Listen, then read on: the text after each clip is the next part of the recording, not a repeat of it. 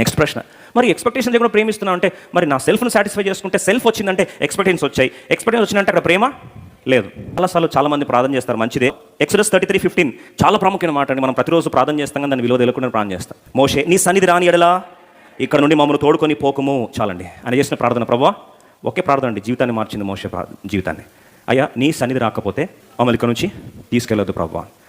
సరే, మరి ప్రార్థన నీ సన్నిధి అంటే మనకు అర్థం కాదు కాబట్టి ఇప్పుడు బైబిల్ రాస్తుంది, ఏ శరీరం కూడా ఏ మానవుడు కూడా దేవుని ఎప్పుడు చూడలేదు. కాబట్టి దాని సినానిమ్, దాని యొక్క ప్రత్యామ్నాయాన్ని మీకు పరిచయం చేయాలని ఆశపడుతున్నాను. ఇక్కడ నిర్గమకాండం 33 ప్రెసెన్స్ ఈజ్ ఈక్వల్ టు, దేవుని సన్నిధి ఈజ్ ఈక్వల్ టు 18వ వచనం, అతడు దయచేసి నీ మహిమను నాకు చూపుమనగా. Presence of God is equal to glory of God. దేవుని సన్నిధి ఈజ్ ఈక్వల్ టు దేవుని యొక్క మహిమ. మోషేని ప్రార్థన చేస్తాను, ప్రభా సరే నీ సన్నిధి నాతో రమ్మని ప్రార్థన చేశాను, ఇప్పుడు నేను ప్రార్థన చేస్తున్నాను ప్రభా, నీ మహిమ నాకు చూపించు ప్రభా.